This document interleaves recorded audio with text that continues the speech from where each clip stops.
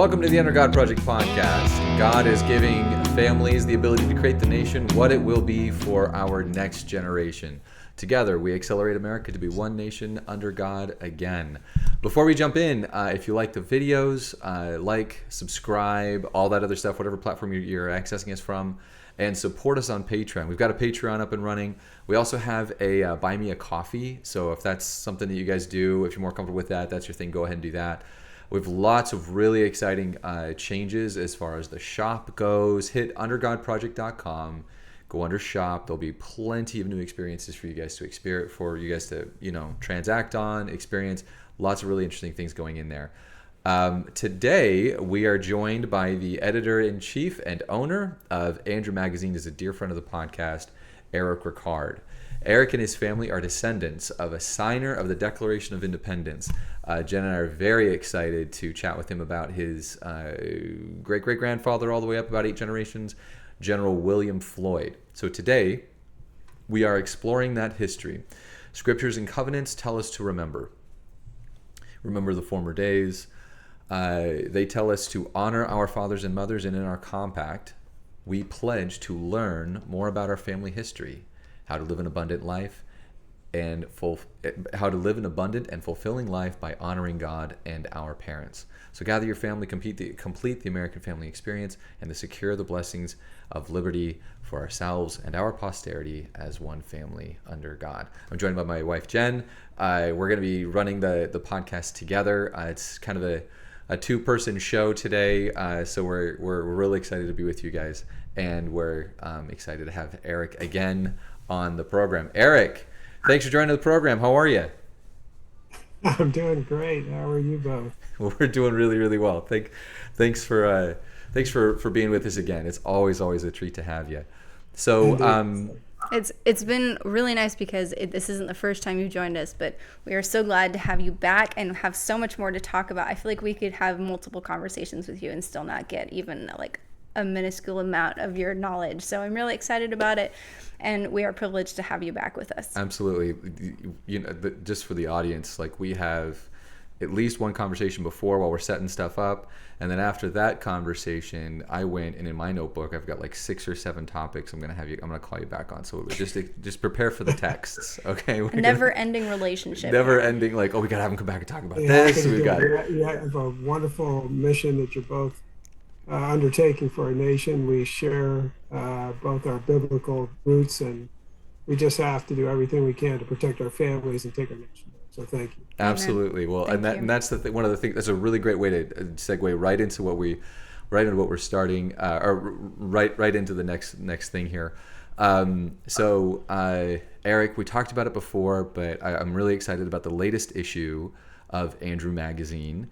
Tell us a little bit about what you got going on. Yeah, well, thank you. We just put out our latest edition, and in it, it really addressed the attempted assassination of President Trump.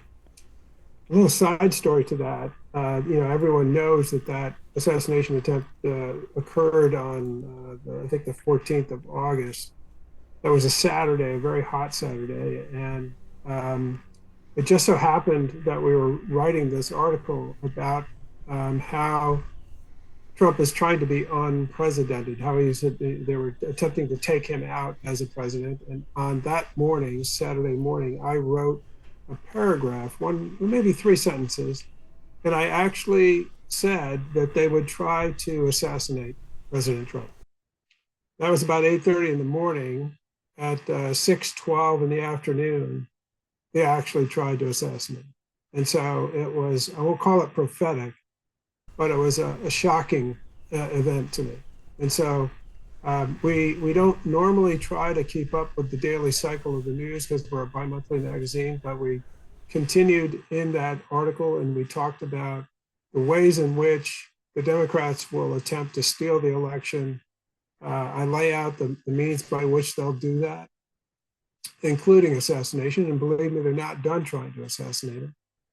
And so we talk about what would happen if different candidates are eliminated. We have a great article in there about Ben Franklin that I think we'll talk about in the upcoming podcast. But these are things that Americans need to know about our history. So we really focus on facts.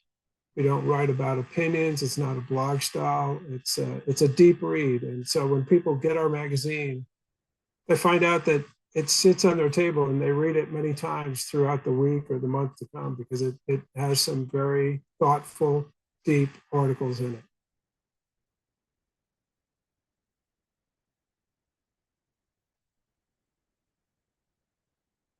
I've lost your audio.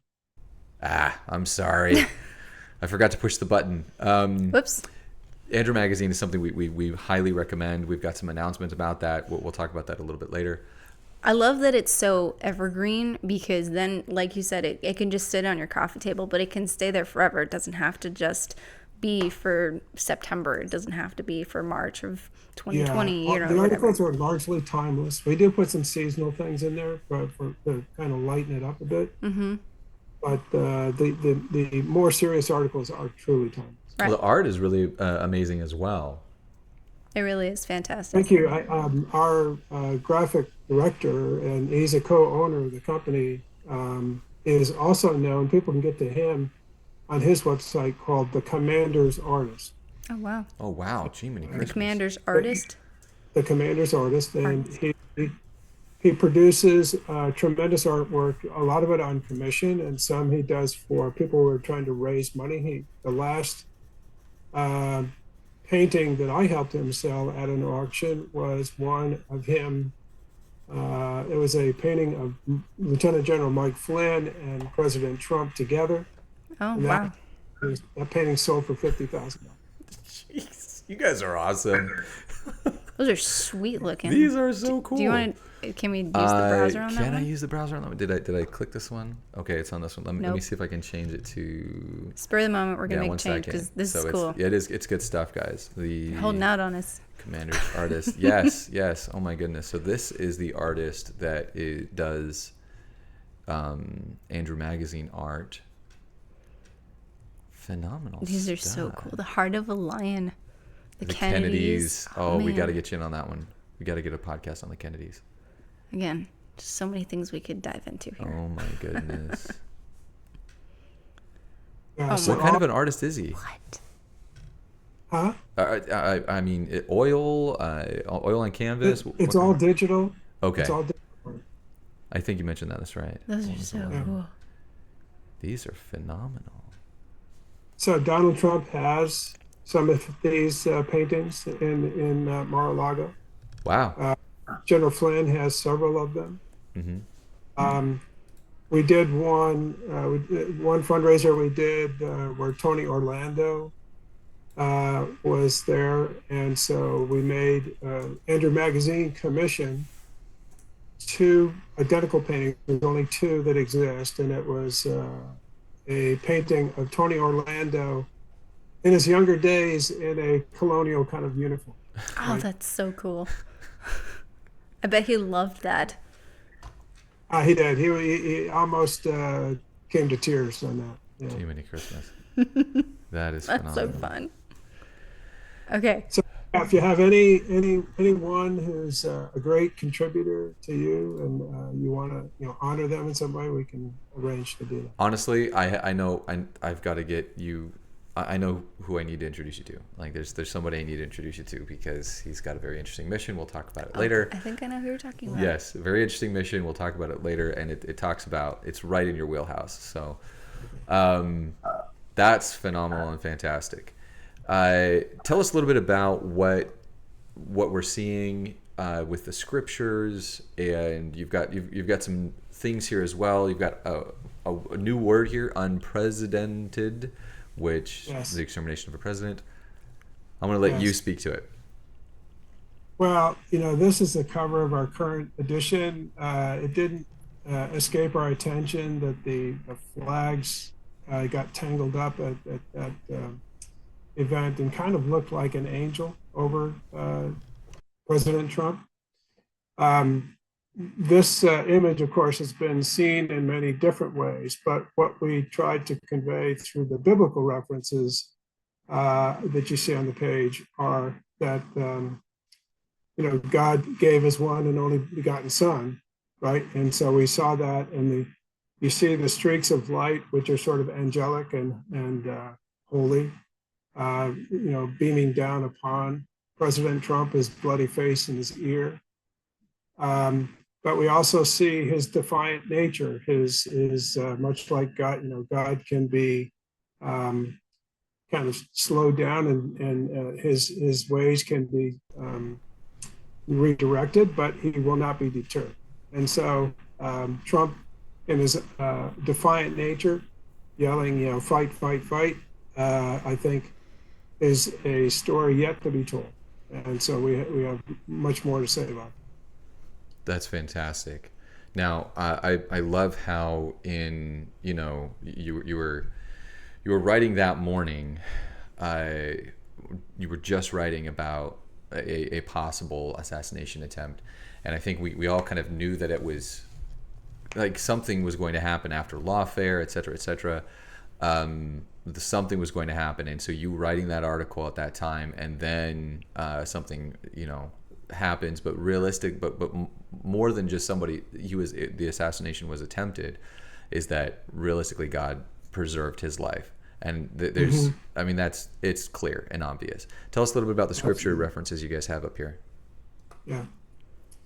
Well, yeah. So clearly, our artist is a Christian just like us, and so what he was attempting, in all of his paintings, he embeds some hidden messages.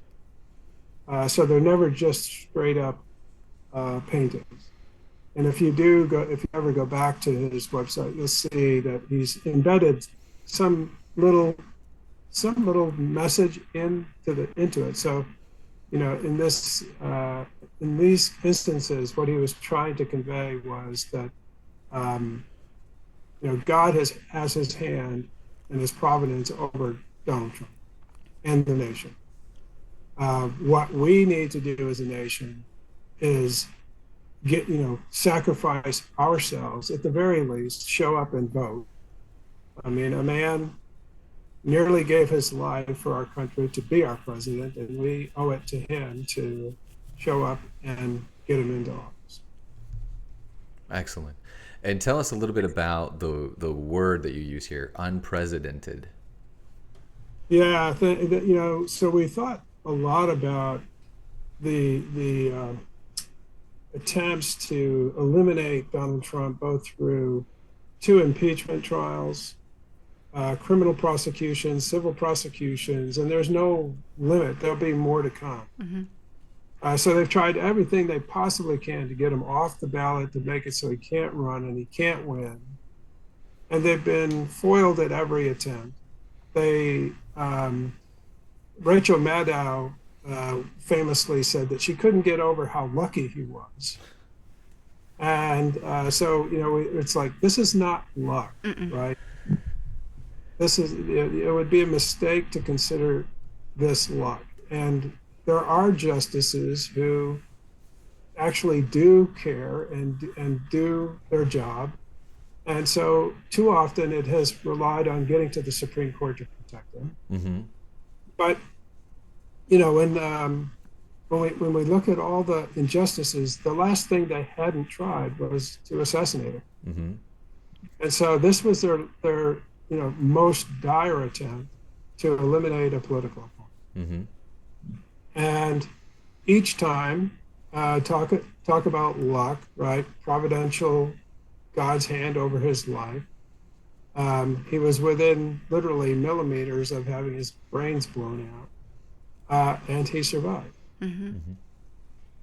Each time that they try these things, it motivates the voters, the citizens, to get behind him. Now, America has a tradition of giving favor to the underdog, and they know injustice when they see it. And so they see it. Even people who don't like Donald Trump can see that this is an injustice. And oh, by the way, I think it's about 1 in 9 Americans have in their family someone who's been either accused, prosecuted, or jailed. So 1 in 9? So America is as a nation, we have on a per capita basis, we have more people in prison than any other nation in the world. And so it has touched our citizens. And so they can see the injustice that's being brought upon Donald Trump, even if they don't like it. Mm-hmm. They understand full well that that injustice, if they can take out a person like a Donald Trump, they can take any of us out. And so that's what we noticed on the day he was convicted of his 37 felonies. He raised about $57 million. Wow. In the coming days, the judge in New York is going to have to sentence him for his 37 convictions. And I argued in the magazine that the judge loses no matter what decision he makes. If he allows Trump to remain free, he has to sentence him somehow. He's been convicted, right? So he could put him on probation. He could constrain him to home detention. He could put him in jail. Every one of those things is going to mobilize voters. And so they're trying to delay the sentencing because they know whatever they do, it's only going to strengthen him. He will raise more money and get more time on the news in the air that they don't want him. So at every turn, every time they try to take him down, he only gets stronger. Right. And they call it luck, right? So we think we have a tremendous opportunity in our nation to get restored, to bring people back to Christ, and to save our families and teach our kids about what's right and wrong, and flip the script.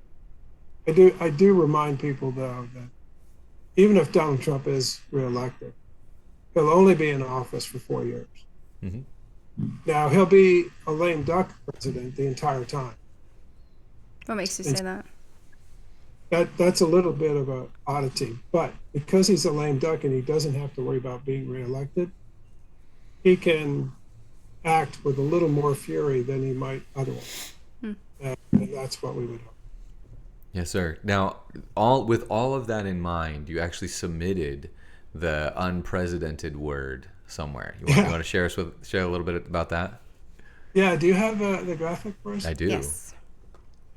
So we recognize that this concept of the news uses the word unprecedented, to denote something that has never happened before. And what's most noteworthy is, in most cases, when they use that word, it's a complete lie. Mm-hmm. What they're having is unprecedented, has happened not just once or twice, but many times. But in this particular case, this truly is unprecedented, and so we created a word called unprecedented, which by our definition is the act of seeking by any and all means possible to remove a sitting or past president constitutional rights so as to destroy their public standing, lives, livelihood, family, friends, and business associates, and thereby erase their standing in history, public discourse, consciousness, commerce, or political activities, to completely erase a person's existence. And so that is what we called unprecedented. I love it. I think that's so perfectly coined. And I love that you made it an actual word and you can look it up anywhere. Sorry. Submitted to the Merriam-Webster dictionary, and I think you told me earlier that there were how many new words were added to the Merriam-Webster dictionary? I think it was over 623 were last submitted. year. Right. Yeah. How are we supposed to keep up with this in our vocabulary, guys? Like, you're adding 650 of them a year. This is ridiculous. Well, I think it's because teenagers tend to use a lot of them when we're like, what is that? And they're like, oh, it's this word. And we're like, okay. Karen is a word. That, I guess. Right. Like, probably things like birthing person. Yes, exactly. We're just dumbing down our language. Or chest feeding. What do they call them? Chest feeding. Chest feeding people? Individual, something. Yeah. Oh, God. So anyway, we're not going to stand for that nonsense. Let's keep coming up with new godly words. This is Yeah. this is good stuff. This is good stuff. Yeah. Okay, well that is phenomenal, fantastic, and thank you so much. So, Do you want to turn off the yeah, I'll get that in a blip second. now? Yeah. Okay. So let's jump into the Floyd family. Now, you're a descendant of General William Floyd. Yes. He's a signer of the Declaration of Independence, the first signer out of New York to sign the Declaration of Independence. He comes from a wealthy family, and in fact, his family came with one or two other families to settle Brookhaven, New York, which is by the time the Revolution started, that would be Setauket on Long Island. Yeah. Right? Do I have that correct? That's Okay. right. So his family, so the Floyd family, as well as well, I think Jen knows. Jen's got a little bit more details on this, so I'm gonna. Actually, my thought was I'm gonna let you tell the story because you have the passion behind you, and I have a lot of excitement in myself, but I'm excited to hear your passion behind it. So tell me, who are the Floyds? Well, so the Floyds were primarily Welsh. They came from Wales, as many people did at that time. Many of the people who settled in New York were Welsh, particularly the Dutch. My immediate grandfather was, his last name was Updike, which is a kind of an adjustment of the name, meaning in the Netherlands, it means someone who lives on the dike or above the dike. So he was Updike. So a lot of Dutch and Welsh and Scottish settled into New York, and they moved slowly through Pennsylvania towards Ohio. So as you mentioned, General Floyd's father became a very successful merchant in the Brookhaven area in Suffolk County. And he died early in William Floyd's life. And as a young man at age 17, he had to take over the family business. And they were a very influential family in that area. They owned a lot of mercantile businesses.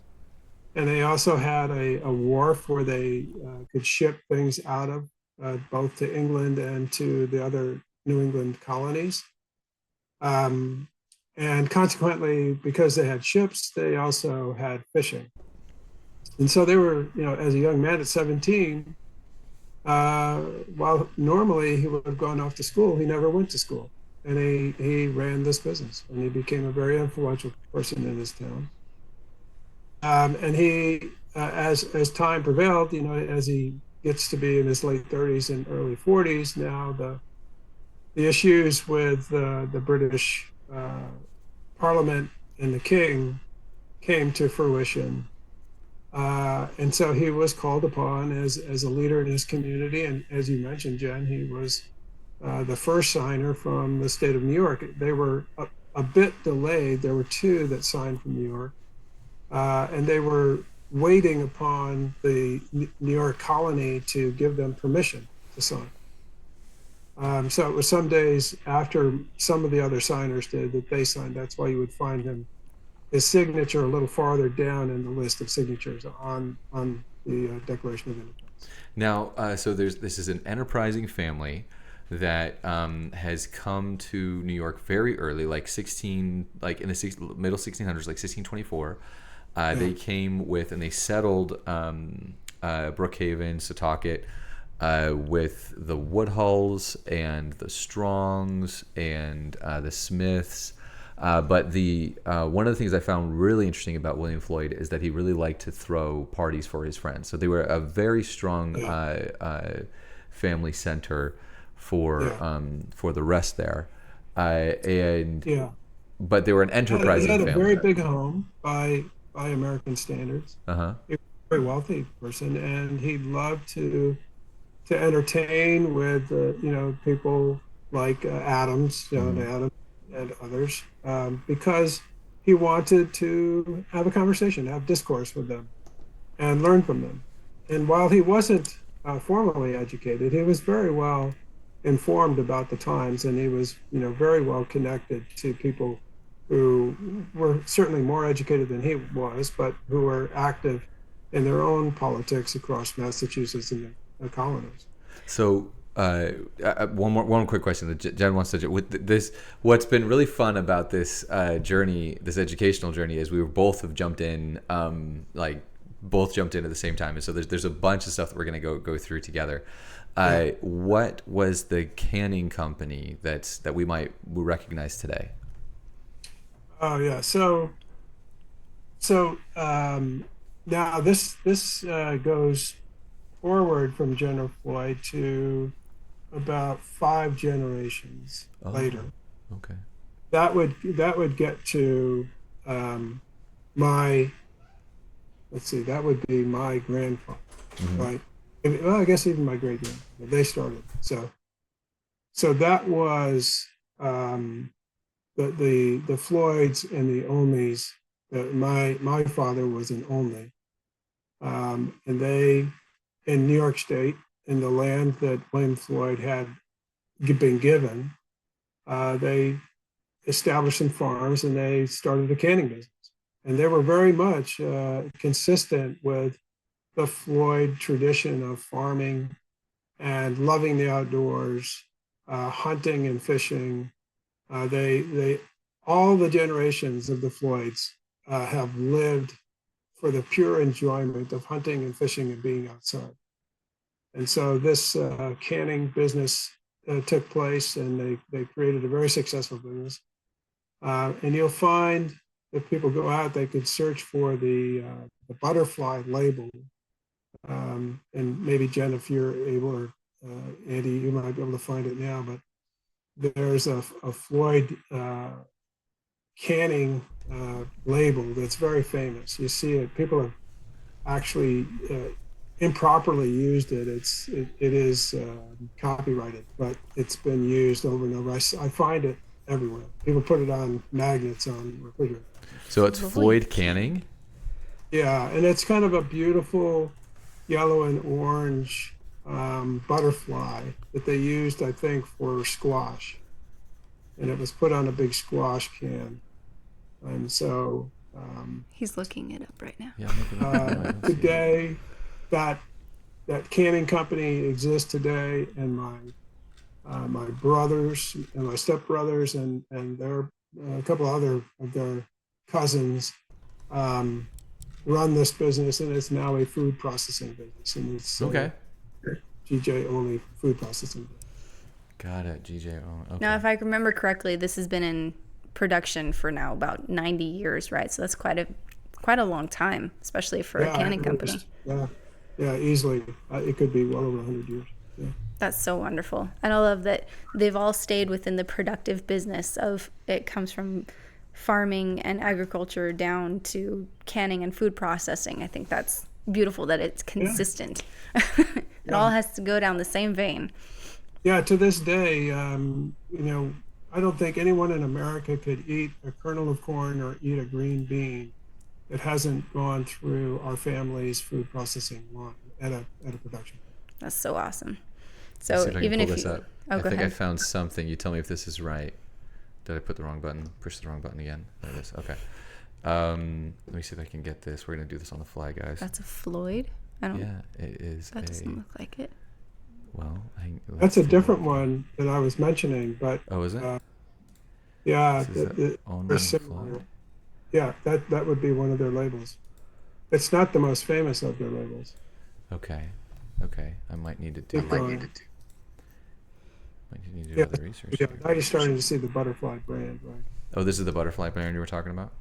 Yeah. So these are all. If you keep going, you probably find it. It's more yellow and orange. But they had this butterfly brand that they used. That's very interesting. Well, wow. So this is just from a. Wow. They still have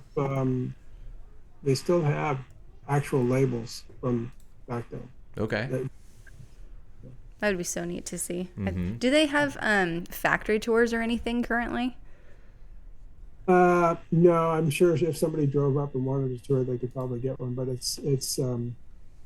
the factory is maybe a big barn size. It's not very sophisticated, but it's actually quite amazing in its simplicity. I love Uh, that. one of the things I always enjoy going there is to see the old um, wheels. They had lathes and heavy equipment for machining that are still driven by leather belts.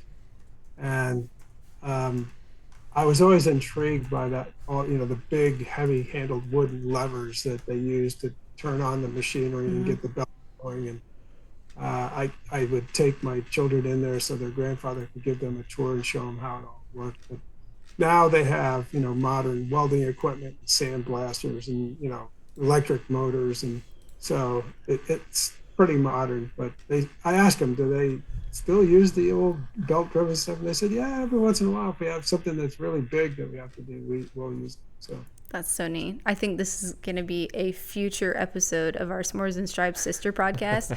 I feel like this is something we need to go do. So, and it's Absolutely. not too terribly far. We could make that work. Oh, absolutely. Absolutely. So I'm future planning here too. You should meet us there. That'd be awesome. Just that'd be awesome. saying.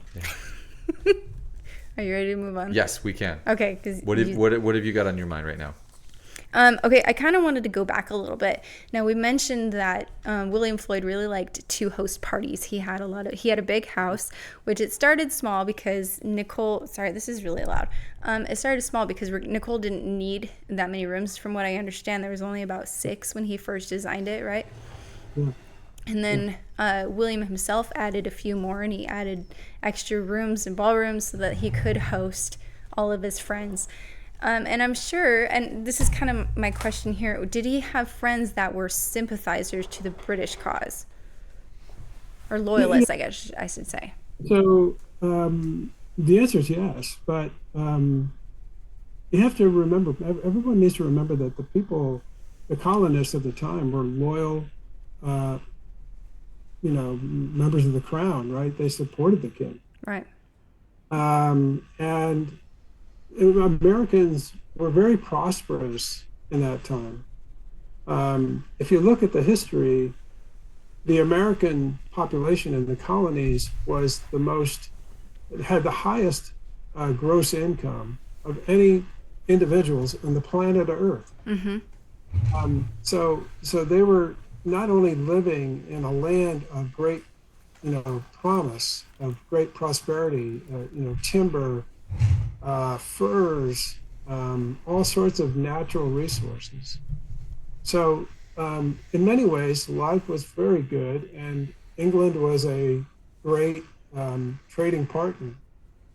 The trading companies of the time, most of them, had been given a license to trade in the colonies and were exempt from taxes for like 7 to 9 years. So consequently, the citizens actually lived quite well. Now, the people of England were very resentful of the colonists because the people of England were much poorer and much more heavily taxed. The people in England were taxed about 4 or 5 times more than the colonists. Few people realize it, but when you talk about the Tea Party and all that, and the rebellion against the heavy weight of the taxes imposed by the king, in reality, the colonists were only paying about 1.5% in taxes. Now, put that in perspective of what we pay today. We should be burning our country down, if by comparison, right? Not just the Tea Party, right? We pay probably in gross taxes, we probably pay closer to 70% of our income through all the variety of excise taxes and things that we pay, but no one complains. So, you talk about, were they sympathizers? Yes. There were people who wanted to remain loyal to the crown. And then there were, people who realized that this tyranny was only going to get worse, and that they came to this continent to escape that tyranny. And I'll point out, take a little aside here. Other people need to also realize that the New England colonies in particular were largely founded, the cities, little towns were founded by pastors. So pastors came by ship, they came inland, they brought their congregation with them, and they formed a community, and that community became a town. And the pastors were the leaders of the town, were notionally the mayor of the town. And so it was also the case that the pastors became the militia leaders of the town, as did eventually, my great great great grandfather, William Floyd. Right. So as the leading person in his community, he became the leader of his local militia. Was he? Did he ever do any ministry work? Not that I know of, but I know that he was a very religious man. We have in the family many Bibles, books, handwritten notes, that he was not just a religious man. He was very studious. He read a lot. Many books that were his, that we have in the family, and then also we have some dear friends who eventually bought his home in Westernville, which I'm sure we'll talk about in a moment. But they spent much of their fortune restoring, making sure it was on the National Historic Register, and actually taking over the old firehouse in Westernville to turn it into the William Floyd Museum. There's a William Floyd Museum. Oh, in the Mastic House. Sorry. Yes. Well, there is a much bigger one down on Long Island, but where I was from, there's a little tiny one. Think of a one-stall garage that served as a firehouse, and that was converted to be his museum, and it's right across the street from the house that he built in the late 1700s, and he eventually moved into in the early 1800s. I don't think I ran into that. I didn't either. I love that. That's great. And I'm writing it down because I need to do more research on that, because I think that would be awesome. Now, from what I understand, kind of going into that house a little bit, that house is still privately owned, right? Does your family still own that? No, it was owned by a few private citizens and a couple who were the family. The father, the husband, was a dentist and had a fascination with the history of William Floyd. He's not a relative, but he has become like a relative because he actually cares more about the historical significance of William Floyd than probably anyone in the family. I love that. That's very similar to what the Martins do in Massachusetts. So I'm very familiar with that concept. I think that's great. Yeah. So kind of stepping back a little bit, when we're talking about his loyalist friends and those around him who were considered loyalists, what made him go against the loyalists and change the Declaration of Independence, or sign the Declaration of Independence? What was his ultimate factor for wanting to make that change? I think everyone had their own reasons, but universally, the sentiment was that the king was representing a level of tyranny that they tried to get away from.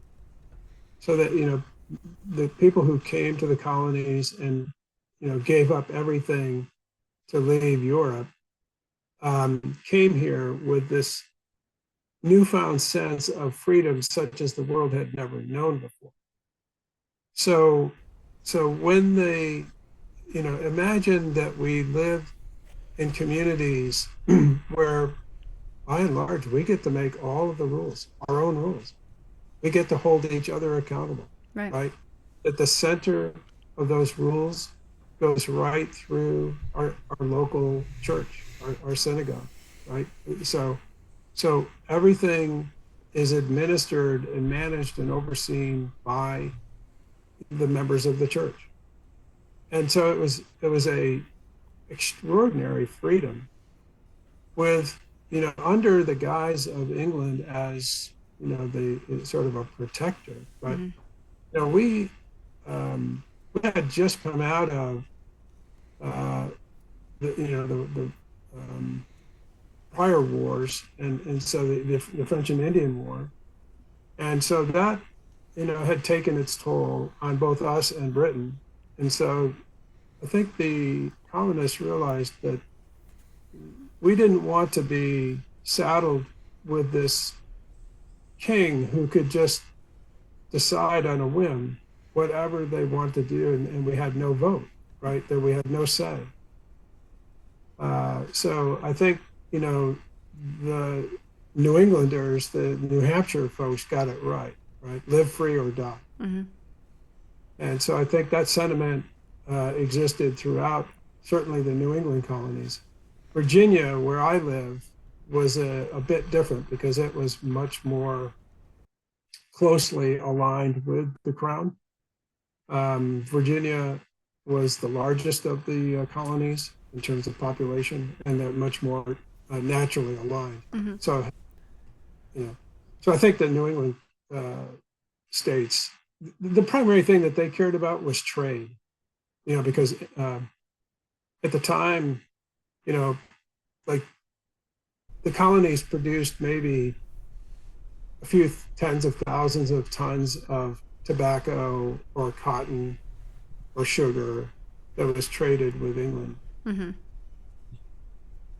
Not too many years later, a few decades later, we were producing millions and millions of tons of cotton and tobacco once we were free of England. Right. And so remember, he was a mercantile person, right? So trade was everything.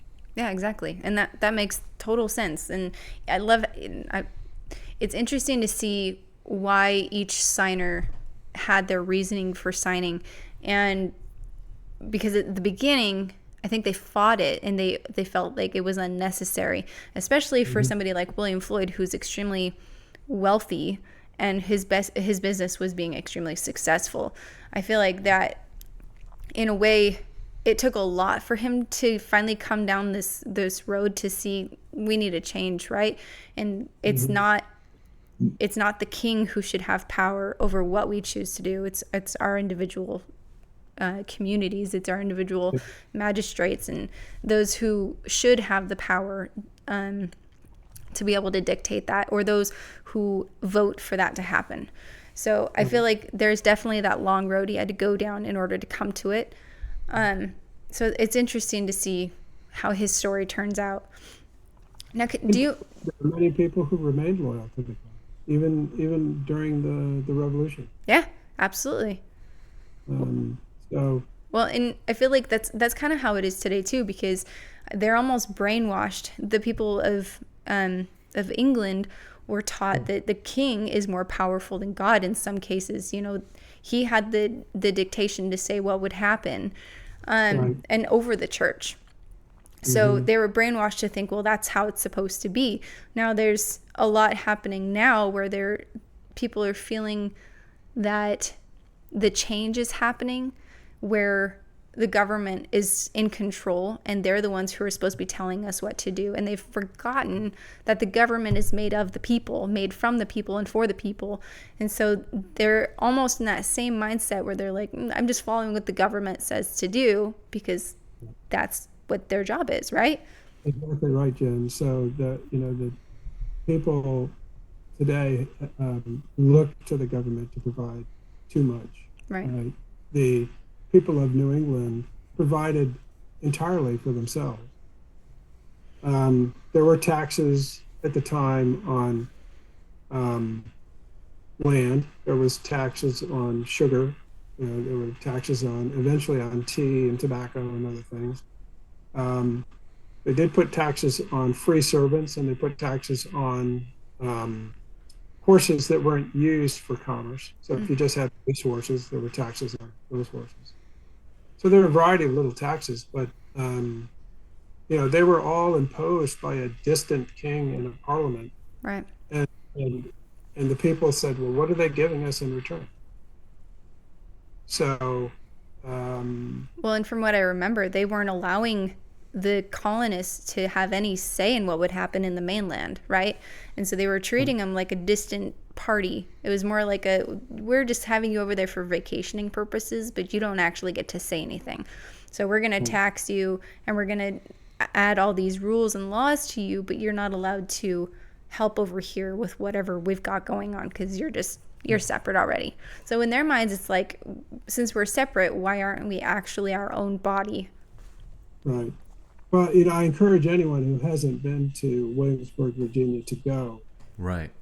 A good part of Williamsburg is a colonial village, and you can go there and you will actually be able, in a bit of a modern sense, you can live and see how things existed at that time. One of the things that you could do is you could bring your grievances to the governor, in this case of Virginia. And of course, the governor was appointed by the king. And that was your only way of having any sort of redress for some issue that you had, is to take it to the governor, which was generally turned down. Right. So bringing that full circle, we see that our taxes currently have inflated to an astronomical amount, right? You said there was a percentage that they were being taxed then. Do you remember what that percentage was? The colonists at the time of the Revolutionary War were taxed at about 1.5% of their income. Right. And they were up in arms about it. Yeah. We fought the revolution over a 1.5% tax. Right. And now we're taxed at, what was that number? About 70%. 70%. And we've allowed that to happen over centuries, and in not even centuries from the last uptick, obviously, but we are being trudged through the mud on these taxations. And there's another little side twist to this, Jen, yes, that I've forgotten. The currencies of the time. So all the colonies tried in various ways to create their own currencies, and they were not allowed, but they were rebuffed, and their currencies were largely valueless. So the trade of the time was, of course, through trading, literally horse trading, right? But by and large, a lot of the exchanges happened in the form of gold and silver, just because of its inherent value, not because it was a coin. And so, because of that, everybody knew what the value was in the day for whatever that commodity was, wheat or tobacco or gold or silver, right? Everyone knew what the current market value was. In today's world, because the government can print money that's not backed by anything, we don't actually know what the value is of that dollar bill, other than what the government tells us it is worth. right. And so the last I checked, if you go back in 1932, I think it was, you can, if you take a US dollar that was backed by gold and silver in 1932, and you ask would that dollar be worth today, given the currency, printing that we have, and not backed by gold or silver, that dollar would be worth 8 cents. Wow. So that's a form of taxation that's hidden, because it's what we call inflation. Right? And so it's a hidden tax that robs the very value of the dollar you have in your pocket and in your bank account while you sleep. Right. No idea that the Federal Reserve is printing money and depleting the value of the currency. Right. Without even our asking or our say so. Right. And that's one of the things it's very interesting when we talk about inflation.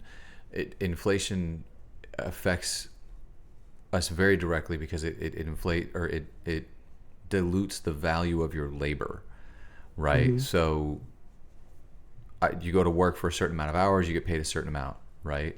And then the next week, month, or year, you go to work for the same amount of hours for the same in the same market with the same type of demand, and the same labor is valued less. Right. Your salary stayed the same.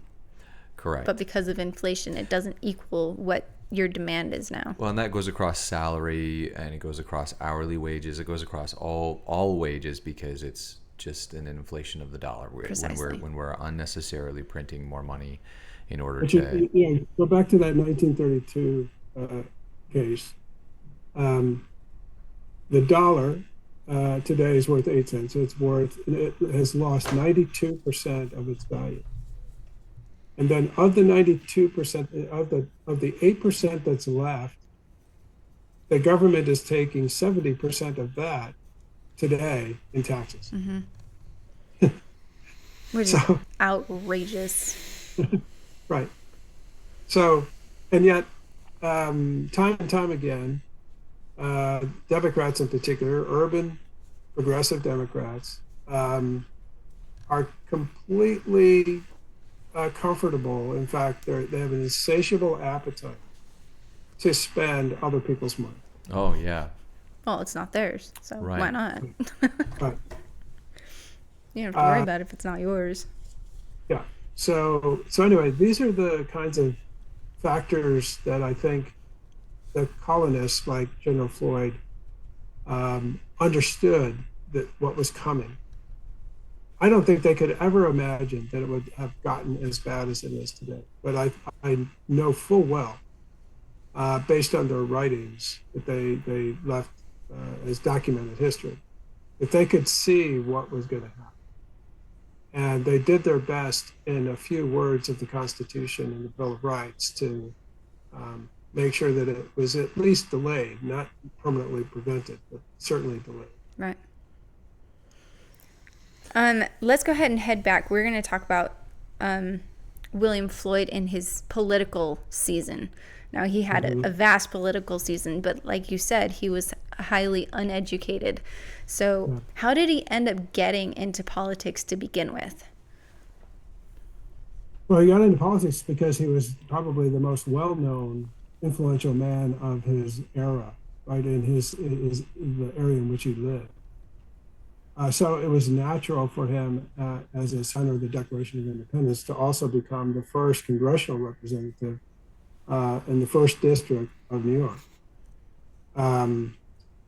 He also eventually became a senator for the state of New York for a short while. So. Right. He had a good long stint there, of course. And then to have him be a Declaration of the Independence signer, and then to sit in the first, I'm trying to think of my words now. First Continental Congress. Yes, the First Continental Congress for sure. But he was also in the first House of Representatives. Is that correct? That's right. Right. Yeah, that's right. I know that part. He was representing New York as I've lost my place in my notes now. We're all over the place because this is just a good conversation. Oh, he was running as an anti-administration politician. Now, can you define that for us? Well, yeah, it's just what we were talking about, right? So he like James Madison and Adams, not so much John Hancock, but of the two, they were people who felt that the government should be as small as it possibly could be, that it should have the least amount of administrative power. And you can understand why, as a merchant who is able to operate freely without heavy regulation and taxation, why he would want that to continue. And I think the people in his district felt the same way. Right. Okay. I kind of want to go back because when we were talking, when he was first in the Continental Congress, they, not first, let me start over.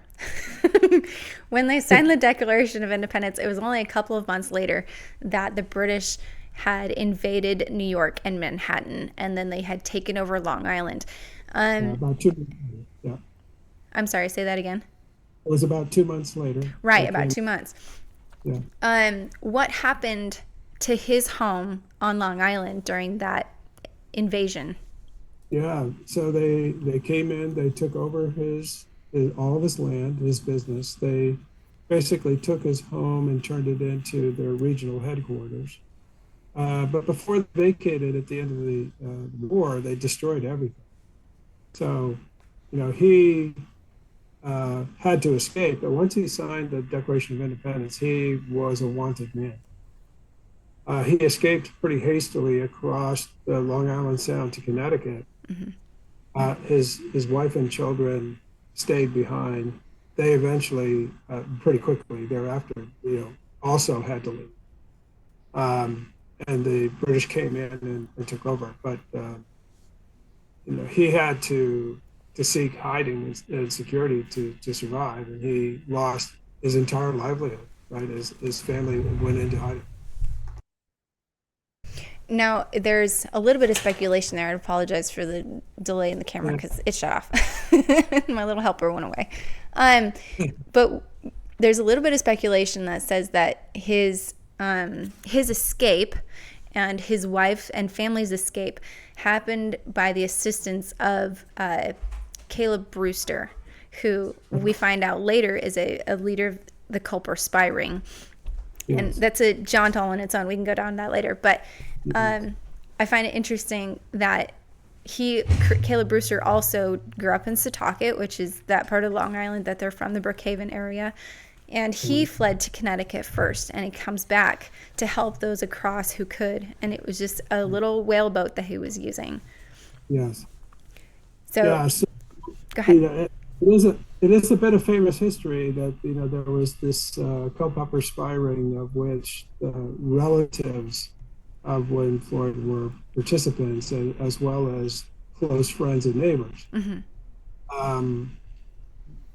There's no record in our family of General Floyd being a member of that ring, mostly because he was in hiding, right? He couldn't be a spy himself, but the people of the community rightfully were spies of the British and reported on their movement and what they thought their intentions were.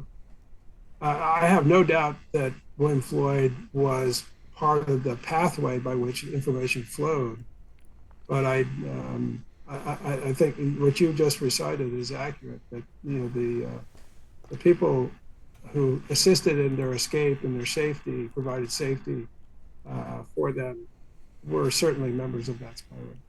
Right. That's so exciting. It is. This is where we could nerd really out all over the place with this one. But because there's where do you want to go with this next? Well, I was going to actually go back to William Floyd's family and his estate a little bit. Go for it. Kind of go from there. So we talked about how he added to his father's first estate, and then how the British came in and destroyed his house completely. And what happened after that? Did he just allow it to be destroyed? Well, it was destroyed. He had no control over that. The war, raged on. At the end of the war, he was given about 10,000 acres in the Mohawk Valley area of New York State, where I grew up, and that's how I became a part of the family. But the home that he determined to build in Westernville was in some form a replica of what the home was that he had in Long Island. As the home was being built, and you have to imagine there were no roads. The only way to get around in that area was by canoe on the river. The Mohawk Valley is formed by a river, the Mohawk River. And so he established his home on part of the Mohawk River, and where it is today. He sent his grandson up eventually to live. His grandson went up to live with him, and it was through his grandson's line that our family exists today. Hallelujah. I love that it was his grandson that came to live with him and eventually took over the house instead of his son, because his son decided to take over the Mastic home, which is great that even that survived as long as it did. Now, if I'm not mistaken, those are the two estates out of New York that have survived out of the founding fathers owning, right? Yeah, right. And I could imagine, like, let's imagine that we were in that time. We had a successful business and a beautiful home, and we were well established in a community. And then we're given a new opportunity of 10,000 acres, virgin woods, beaver, fur, great, things of great value. And by the way, you love to hunt and fish. So this seems pretty promising after you've gone through this terrible war, but you also don't want to give up on the business that you had on Long Island. So you leave your son behind, like you did when you took over your family's business. You leave your son behind. He runs the business and gets it established again. And then General Floyd comes to Central New York, and I don't think he really intended in his late years to establish a business, but his family were just industrious people. They're hardworking people who loved the outdoors and very inventive and creative people. And that's how the family food processing business came to be. We kind of froze a little bit. That's okay though. Oh, it's our internet. You with us? Yeah. Oh, good. Okay. And I was like, oh no, I can't talk. There's so much to uncover here, but it's so vast and exciting. And if the Mastic house itself still allows you to go and tour the property, and the one upstate no longer has, or never had the tours, but it currently is privately owned, so you can't go and tour it. But I'm sure you can probably see it from the road, I'm hoping. Oh yeah, it's very, very clear. Yeah, that the picture you're showing is what you would see from the street. Awesome. So these first two are the Mastic house, and then this one is the upstate one. That's right. It's hard. I don't think we found any other than one picture, so I was like, oh, we found it. It's really hard to come by. Have you been to that house yourself? Oh yes, yeah. The couple that owns it, they are very history minded. For many years, decades, during the summer, they would have a flag burning ceremony. So it would be, so all the people in the town, there are only about 600 or 700 people in the town today, were invited to gather, and there was something of like a barbecue kind of setup where there was a fire. Flags were ceremonially folded and placed on the grill to be burned. So if anyone had old flags, there would be a flag burning ceremony. And this couple who lives in the house would be the hosts of that ceremony. And everybody would dress up in colonial garb. And there would be, as I remember, they had a small brass cannon that they would fire off. Oh, that's so cool. And this would happen every year. That's right? So neat. I totally want to go. Would it be so creepy to like stay in town for that 1 week and be like, can I join? With a very brief phone call, we could make it happen. Oh, that'd be so fun. That'd be its own s'mores and stripes thing. Yeah. Anyway, totally tangent there. I'm like geeking out. Okay, sorry. Did you want to bring up anything before we move on? No, you're good. Keep going. Okay.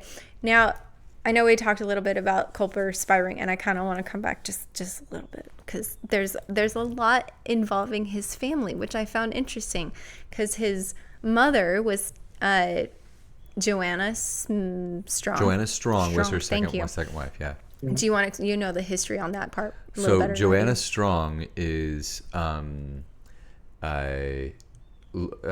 Selah Strong's sister.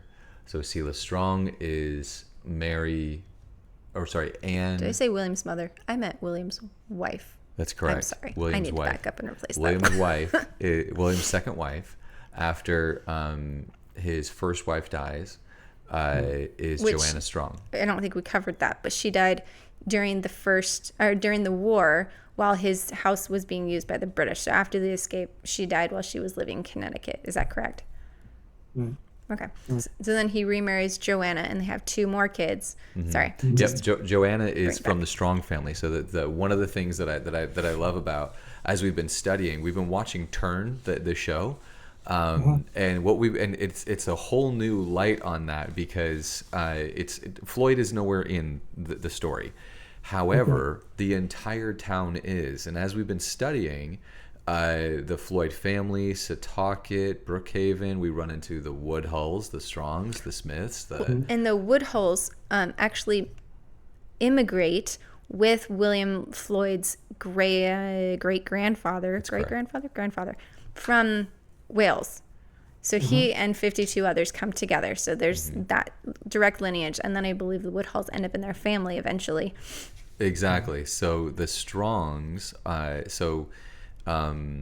William Floyd, after his wife passes away, marries a childhood friend from the Strongs, and Joanna Strong's brother is Silas Strong. Silas Strong is the husband to Anna Nancy Smith. that's right, Anna Nancy Smith Strong.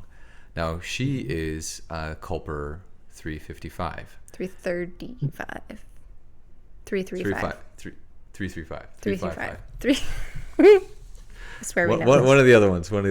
Anyways, Yeah. the point is so then it's 355.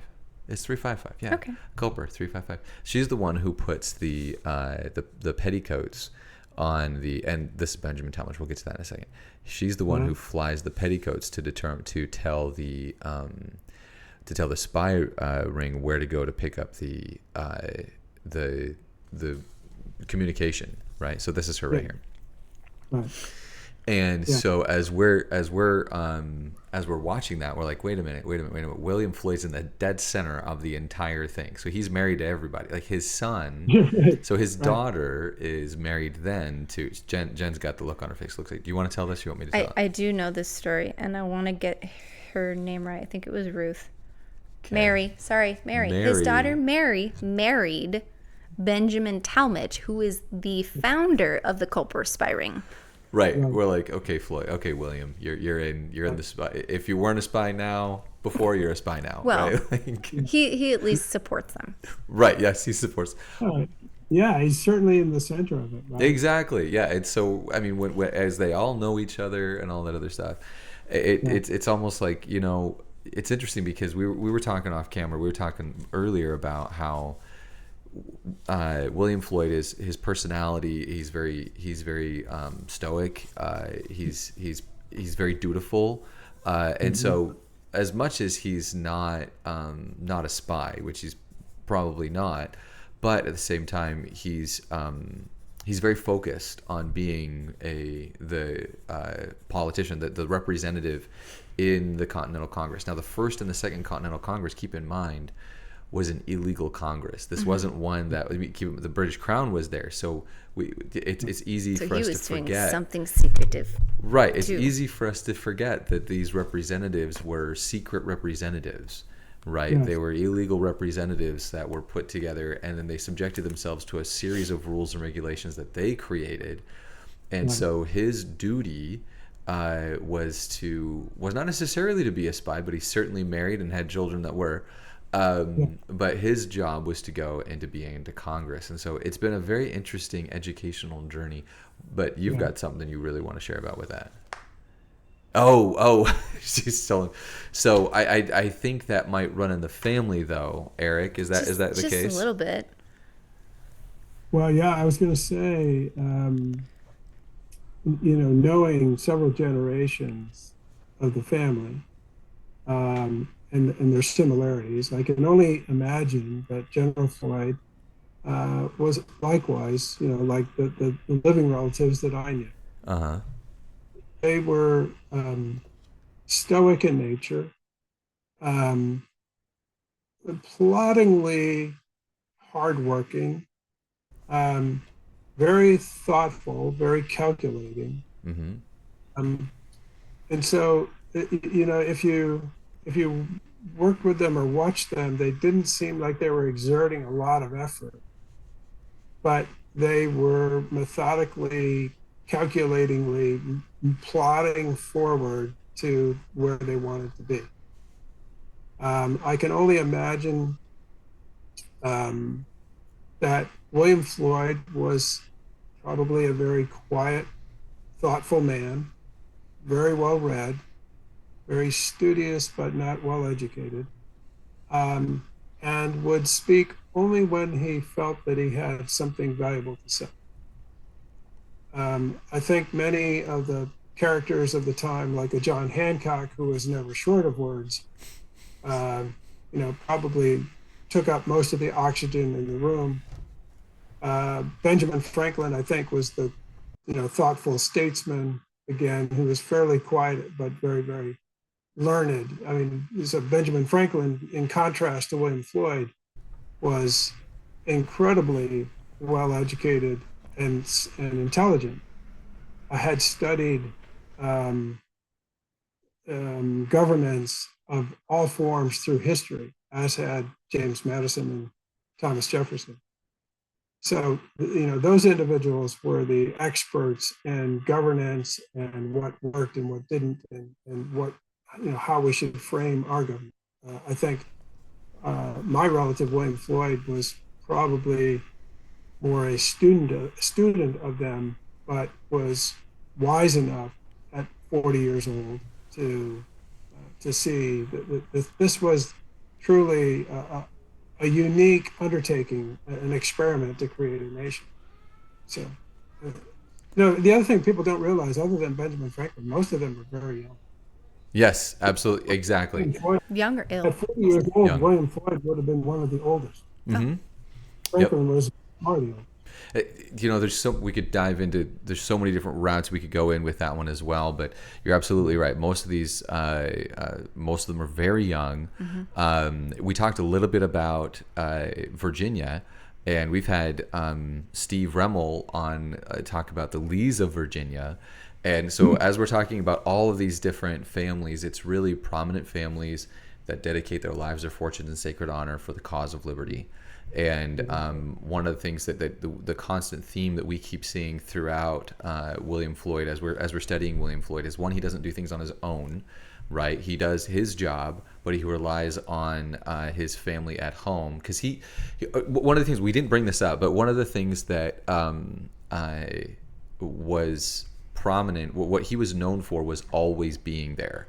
He was the most dutiful of all of the members of the First and Second Continental Congress. Mm-hmm. He never left his chair except one time, and mm-hmm. He vacated his chair one time with a request that says, "I beg you to excuse me while I go for one day," and I've never asked for an absence.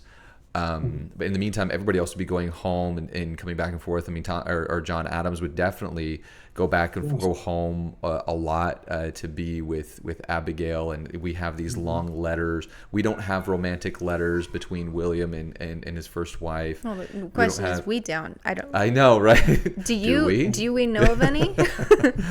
No, we don't have any, and given the family nature, I doubt that they exist. Yeah, exactly. So, the story of William Floyd is, I'm here to be here. I'm the way that he executes his duty is, I'm going to be the politician that I'm supposed to be. I'm going to represent and sit in the chair, right? And he didn't speak up a whole lot, but when John Adams wrote to Thomas Jefferson to tell him that, mm-hmm. hey, our generation of the founding fathers is slowly dying off, he referenced mm-hmm. William Floyd. He said, "Floyd is dead!" ! And he did not use exclamation marks frivolously.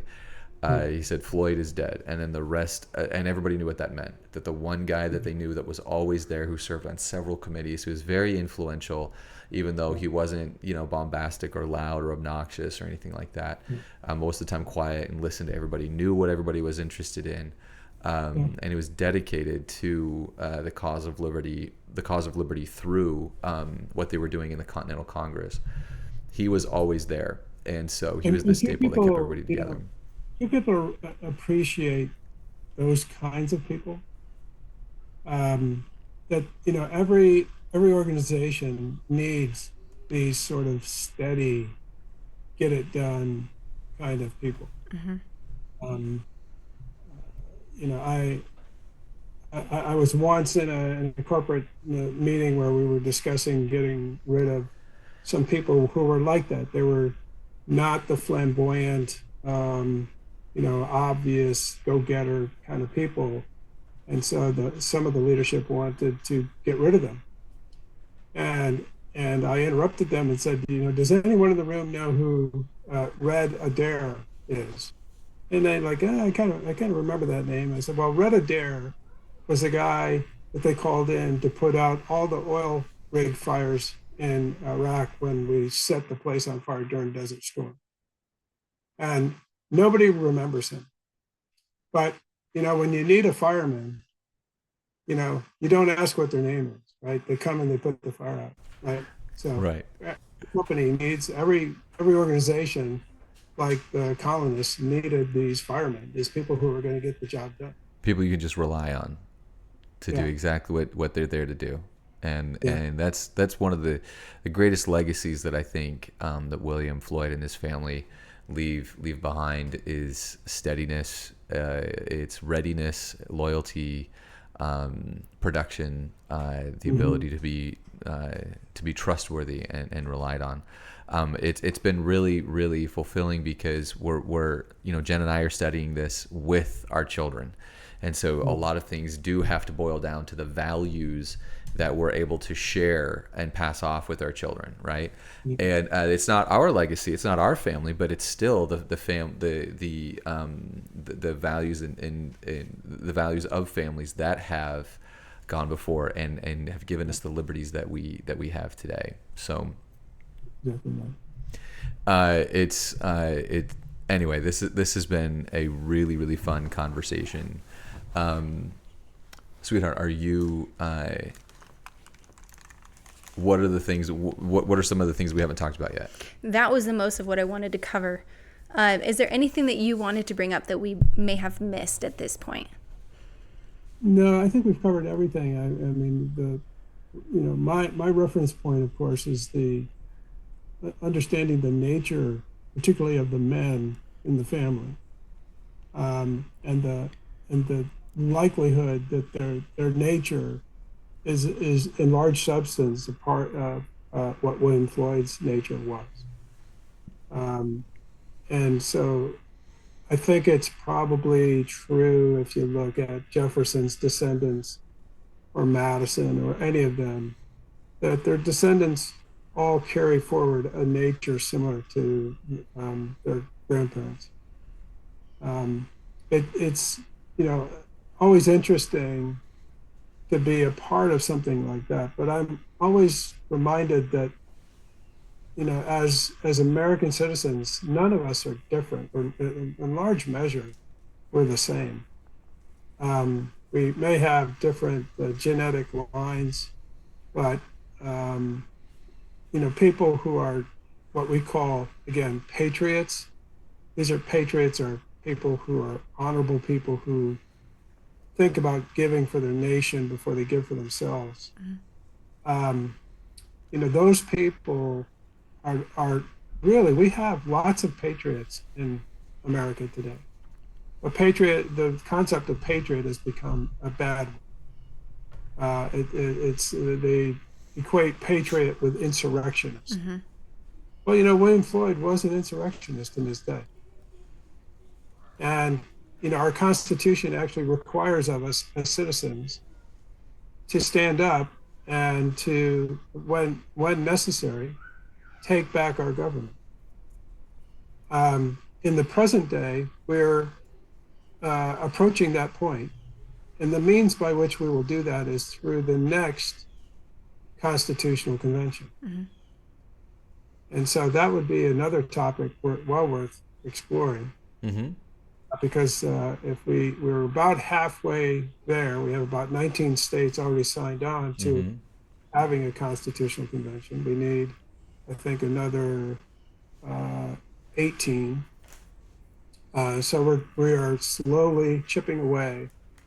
Well, if we can get Trump in office and we can get to the next constitutional convention, then we can achieve the goal of restraining the government again, putting it back in its box, establishing term limits, getting control of the budget, those kinds of things. So we're all patriots in different ways, and we're insurrectionists within the legal framework of the Constitution, and we will take this country back. Absolutely. I completely agree. Eric, our blessings of liberty come because of virtuous families such as the Floyds who love liberty, pledge to keep it. Not only through our military engagements, as we've spoken about today on other podcasts, but biblical citizens, covenant citizenship, the legion of active duty citizens across the nation who protect, preserve, and promote our identity of light, love, and liberty, beginning in our homes. Thank you very much to our guest, Eric Rickard. In our book, Your Name Will Be Among Those, founding families who sacrifice greatly for the preservation of light, love, and liberty for our next generation. Eric, we'll have you back very soon. There's so much to talk about. There's so much more to get into. And I think we're ready for our send-off. Well, thank you for being here. Make sure that you all who are watching, you go get yourself a subscription to Andrew Magazine, and then go get yourself a compact to fulfill with your family. Make those promises to each other and to the rest of the nation that you are, and that we are all trying to be one nation under God again. Absolutely. Thank you for joining with us. We really appreciate your time. So may God bless you. May God bless America. And may God bless this American family. Appreciate y'all. Have a great night, Eric. Amen. Thank you. Good night.